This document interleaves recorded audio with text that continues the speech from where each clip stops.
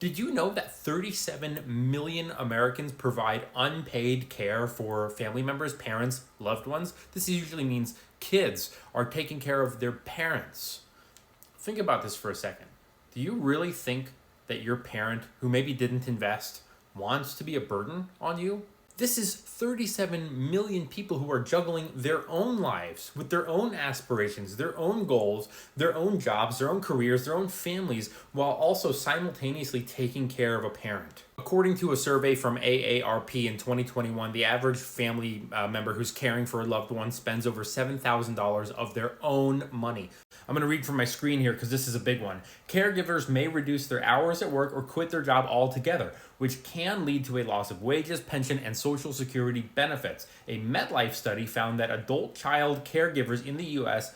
lose an average of $283,000 for sons and $324,000 for daughters. No parent wants to rely on their kid to pay their bills and get their groceries and take care of their medication, help them get dressed, help them bathe and shower, but this is the reality for 37 million Americans. Because of financial choices your parents made or most likely didn't make, now you are footing the bill. This sucks for everyone. So what's the solution? If you are in your 20s and your parents have not been investing and won't invest, maybe they're afraid to, maybe they don't want to, maybe they don't have the means, here are some steps that you can take so they don't become a burden on you and you don't become a burden on your children if you choose to have them. Trust me, you don't want to end up in the same situation as your parents, having to move in with your future kids. You are going to do two things. One, you are going to secure your own retirement future first. You're going to open up something called a Roth IRA. Here's how to do it. I use Charles Schwab. You're going to go right over here to where it says open an account. You are going to open two accounts, a Roth IRA for your future and an individual brokerage account for your more immediate future. If you are fortunate enough to be able to, max out your Roth IRA first. The max annual contribution is around $7,000 now, but it usually goes up over time. And your second step is to put as much extra, if you are fortunate enough to be able to, in your individual account. This is for all the curveballs that come your way later on in life. Maybe you get divorced. That sucks, but you're going to be glad you have your own account in the event that you need to pay for lawyers. Remember, getting divorced is a luxury. This shit is kind of expensive. Number two, so you have the means, if you need, to get out of your home, or for your safety or for your child's safety. You need to go now.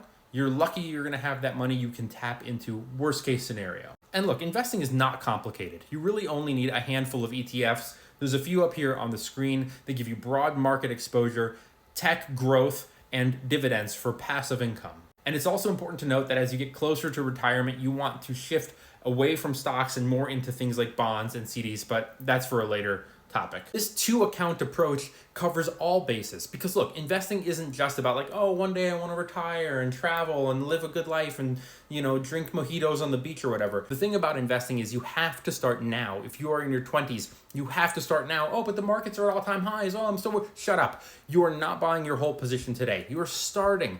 Just start. Start, stay consistent, diversify, keep it really simple with those ETFs that I showed you earlier on the screen. Which one you pick is entirely up to you. And plan, because you cannot just throw this sort of money together when you're 49 years old and your parent calls and says, hey, I got to move in with you because I'm sick. You don't have any money. I don't have any money. What are we going to do? So start planning now. Better safe than sorry.